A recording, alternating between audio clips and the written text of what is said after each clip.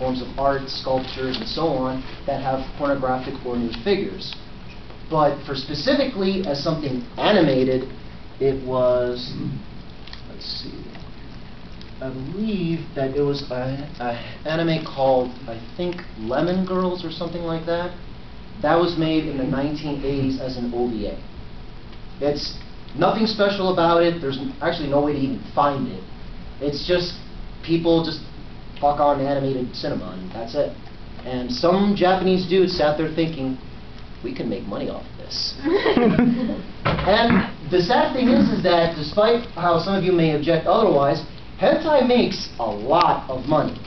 In fact, a majority, let's say out of 100% of manga, anime, and of all of the genres that it has, you know, shonen, action, mecha, and so forth, the vast majority that actually gets imported and sells the most is, you guessed it, hentai. And in fact, in Japan, which we all know they fork out like 60 series a day, the majority of them are hentai. Yay! That's right. Yes.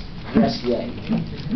So, the moral of the story is that you may as well get used to it because it won't go away. Convert. Become like me. Happy. Moving on. I'm now going to talk to all of you about...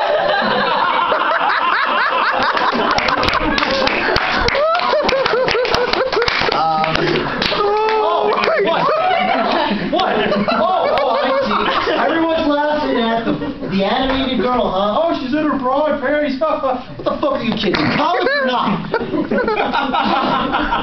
Jeez, what? Is the uniform? Is the colors off? What the fuck? Anyway, I'm now going to talk to you all about the archetypes, just some of them, that are in the hentai genre that everybody knows about. There's no thing for this, although I would like to know what character that is. No. Handsome man. Yeah. Oh, she's loving every minute of looking at him, too. First, now,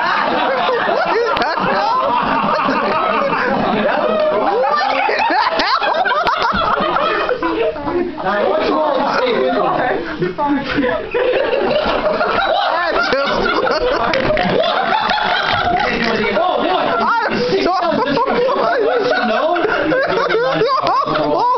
What? Is that like stars? Neon or something? Like, what am I looking at here? Anyway. Now, please, man. What this genre is specifically is otherwise popularly known as, and this is the only way you could say it. Now we say it like that. You know, it doesn't sound cool. Roberto, you do it.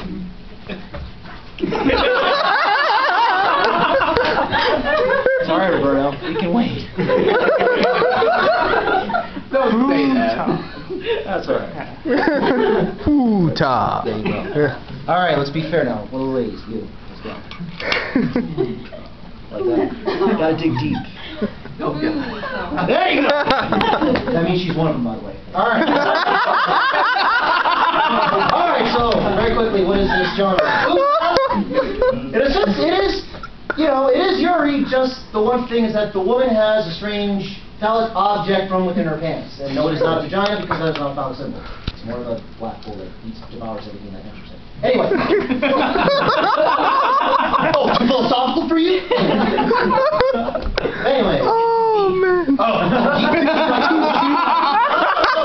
Hey, now. Alright. But no, Futa is, of course, popularly known as, which is in Japanese known as Futanari, aka dick girls. Now, the funny thing is that the Futa starts off in two ways. Either A, the girl is a perfectly normal girl, some strange biological thing happens, either A, for no reason, or popularly, especially if they're ninjas, it's a special technique. Bullshit. Magic. Huh? Magic. Magic, technology, or Harry Potter. Yes, I found one of that actually. Are you serious? Oh yeah. That's the shit they don't show you in the movies. The girl will grow, of course, the dick out of nowhere and proceed to fuck either her friend, sister, or someone else that she knows. Or sometimes the dick has always been there and we never knew. That makes those, and since Japan does all those physical checkups and whatnot, it really makes you wonder how the hell she did it.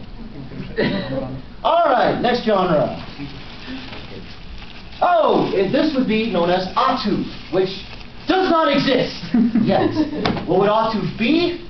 It would be the opposite of futa, which is a dude with a vagina.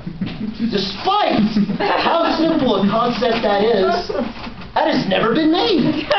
They've made girls with dicks as big as that or as big as the London Gate Bridge. And I'm not exaggerating. And yet, never has some crazy yaoi fangirl decided, you know what, I'm going to make the dude have a vagina this time.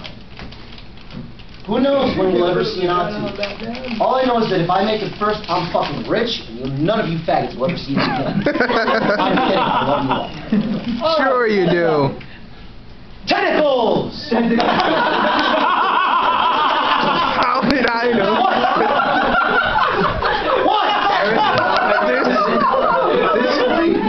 This has just gone disturbing. What? Is it because it looks like Aerith that we're all laughing? Except for all the this time, Mitch. No. Wow. What is so funny? She could use a phoenix sound. She could use a phoenix sound. But anyway, what tentacles are? Now, a lot of people are wondering where exactly does the whole tentacle thing even start.